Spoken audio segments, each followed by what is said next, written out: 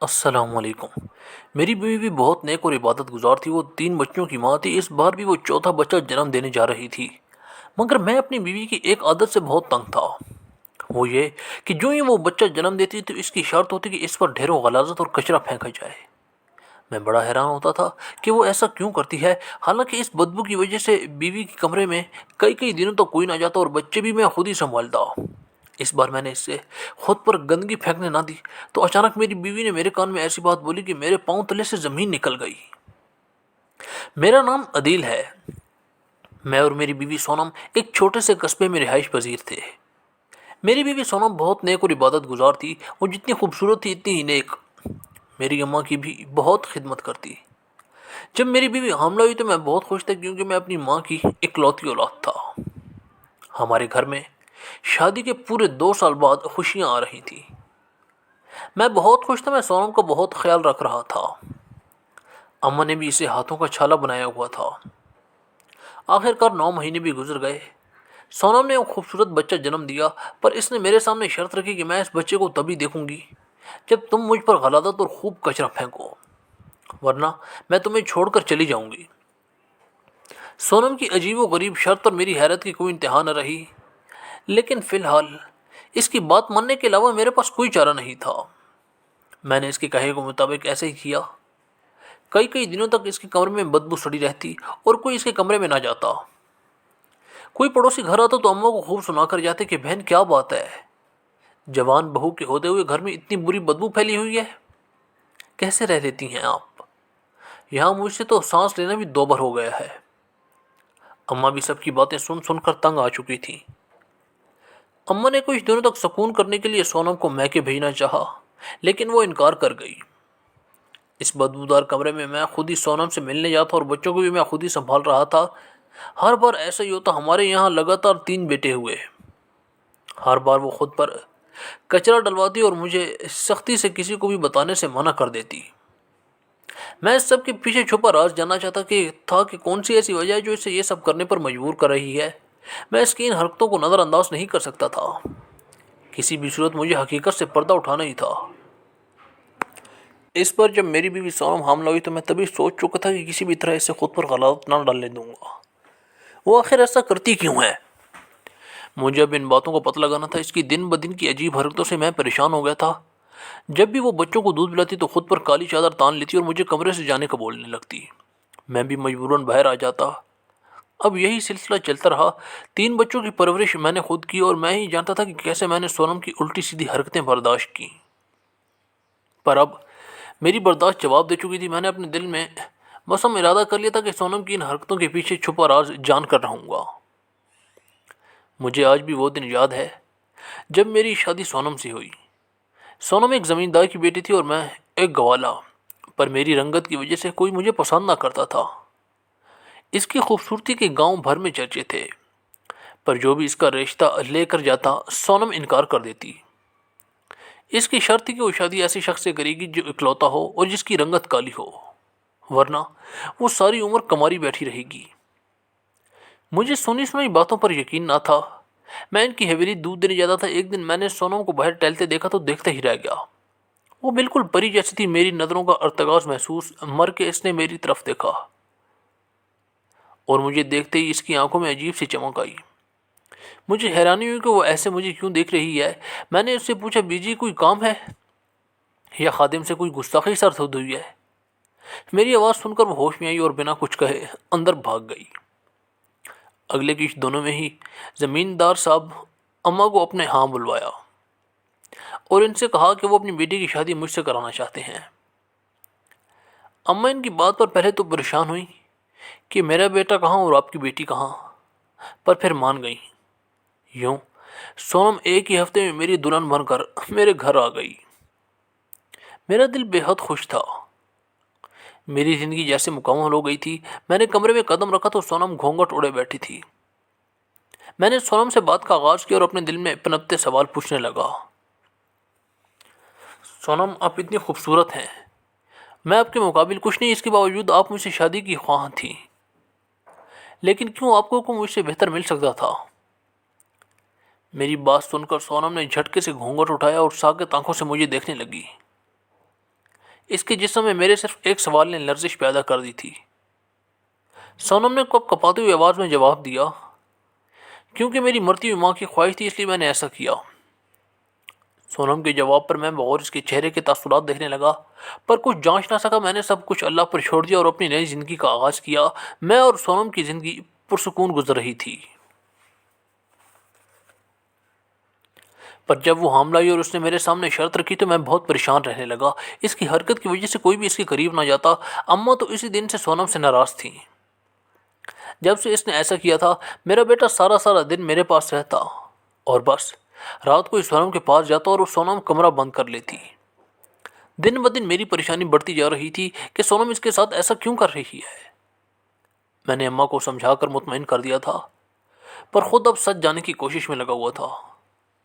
میں نے ہر ممکن کوشش کر کے سونم کو اس بار خود پر کچرا ڈالنے سے باز رکھنا چاہا۔ میں نے اس بارے میں اپنے سسر سے بات کرنی چاہی، پر اماں نے مجھے منع کر دیا کہ ایسا نہ کروں، نہ جانے چودھری صاحب کیا سمجھیں گے، اس لیے بات وہیں ختم کر دی۔ سونم نماز پڑھ کر فارغ ہوئی تو میں اس کے کمرے میں چلا آیا۔ جیسے ہی اپنے اور سونم کے مشترکہ کمرے میں داخل ہوا تو وہ اسی کچرے کے ڈھیر میں بیٹھی اپنے وجود پر کالا کپڑا لپیٹے بچے کو شاید دودھ پلا رہی تھی۔ مجھے دیکھ کر گڑبڑا گئی اور باہر جانے کے لیے مجبور کرنے لگی۔ میرے لیے جواب حیران کن تھی۔ اس کی چھوٹی بہن کی وہاں موجودگی جسے دیکھ کر میں کافی شوق ہوا تھا۔ اس نے باہر جانے سے صاف انکار کر دیا اور اپنے بچے کو دیکھنے کی ضد کرنے لگا اور سنم سے اپنے بچے کو چھین لگا جسے وہ خود میں چھپا رہی تھی۔ اسے جھپٹا جھپائی میں بچے کو منہ سے کپڑا اترا تو میں ساکت ہو گیا۔ میرا معصوم سفید و گلابی رنگت کا چھوٹا سا بچہ اس وقت سیاہ رات جیسا لگ رہا تھا۔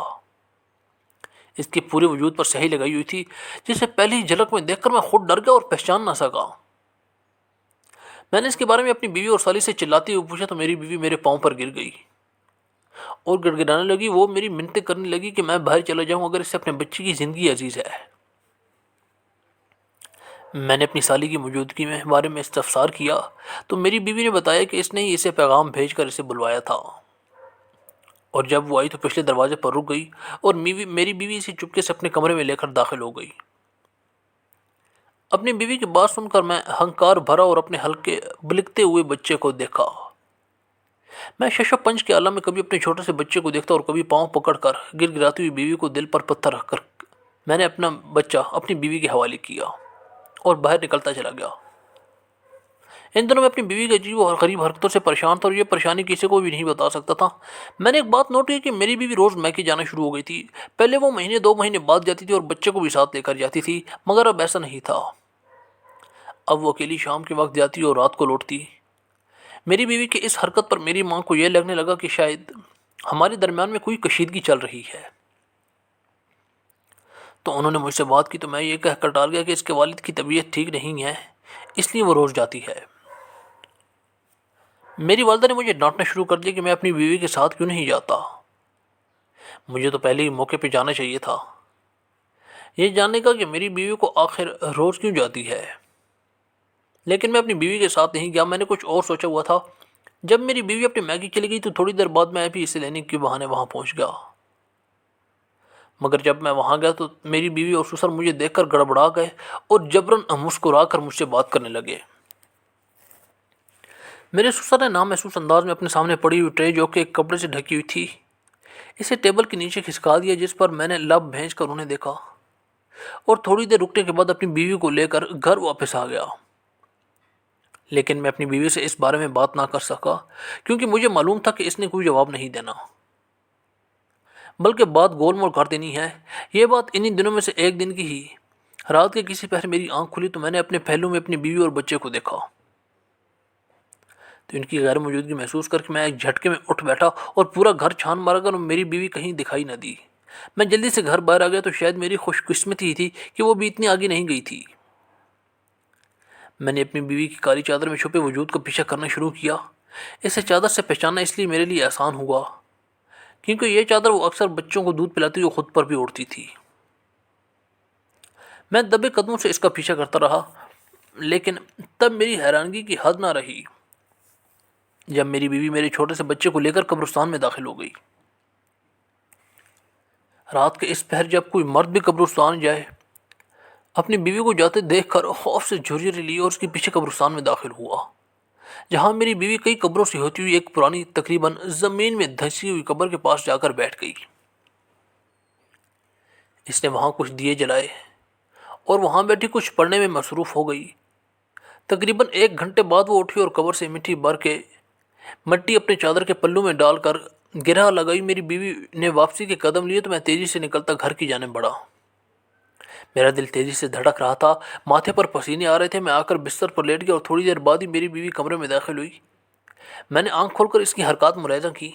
وہ میرے پاس آئی اور اس مٹی کو میرے سر سے وارنے لگی۔ اس کے ہاتھوں کی حرکت اپنے وجود کے گرد محسوس کر کے میں نے سختی سے لب کھینچے اور پھر یہ روز کا معمول بن گیا۔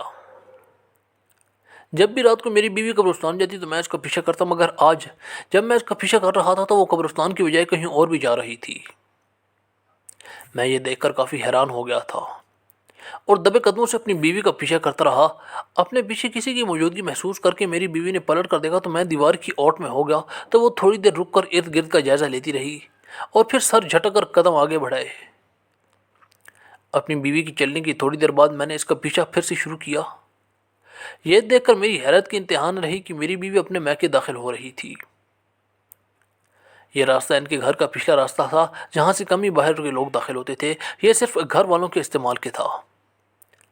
جیسے ہی میری بیوی اس میں داخل ہوئی تو میں بھی اس کے پیچھے داخل ہو گیا۔ آگے بڑھتی میری بیوی نے ایک جگہ رک کر زمین پر گھٹنوں کے بل جھکی زمین پر موجود گیٹر نما دائرے پر لگے ڈھکن کو اوپر اٹھایا تو وہ کھلچا چلا گیا۔ میں بھی یہی سوچ رہا تھا کہ اس گٹر کے راستے کو دیکھنے کا کیا مقصد ہو سکتا ہے، تبھی اپنی بیوی کو اس میں اترتے دیکھا۔ مجھے اپنے پاؤں تلے سے زمین نکلتی ہوئی محسوس ہوئی۔ میں بھاگنے کے انداز میں وہاں آیا تو دیکھا وہاں گٹر نہیں، کوئی راستہ تھا۔ سیڑھیوں پر قدم رکھ کر میں جیسے ہی نیچے اترا، ہر طرف دیے جل رہے تھے اور اندر سے کسی کے بولنے کی آوازیں آ رہی تھیں۔ میں ان آوازوں کے تعاقب میں آگے بڑھا تو وہاں ایک بزرگ کو کالی چادر اوڑھے دیکھا، جس کے آگے کسی شے میں آگ جل رہی تھی اور وہ اس آگ میں کچھ ڈال رہا تھا۔ اور پھر ان کی باتیں سن کر میں اپنی بیوی کو عجیب و غریب باتوں کو سمجھ آنے لگی مجھے۔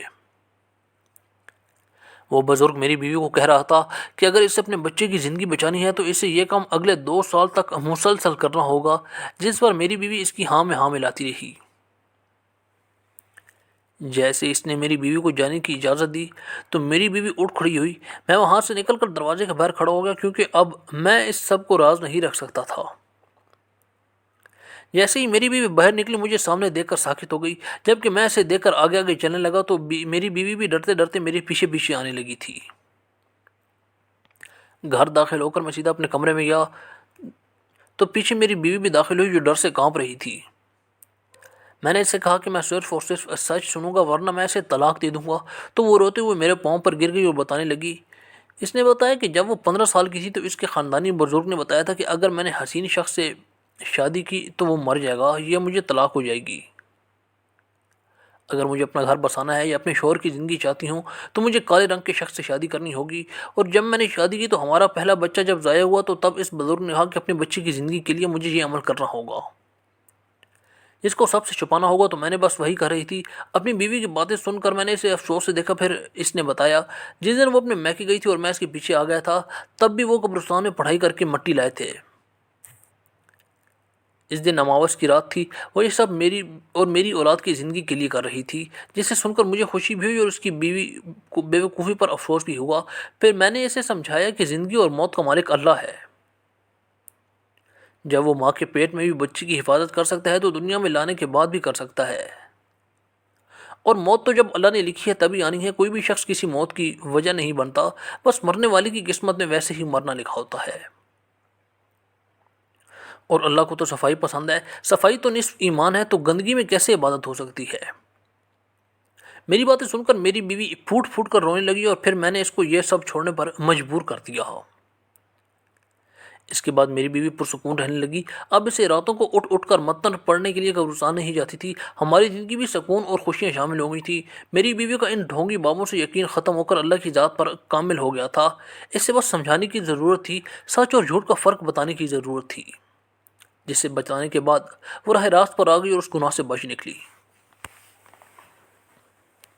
مزید ایسی کہانیوں کے لیے ہمارے چینل ضرور سبسکرائب کریں۔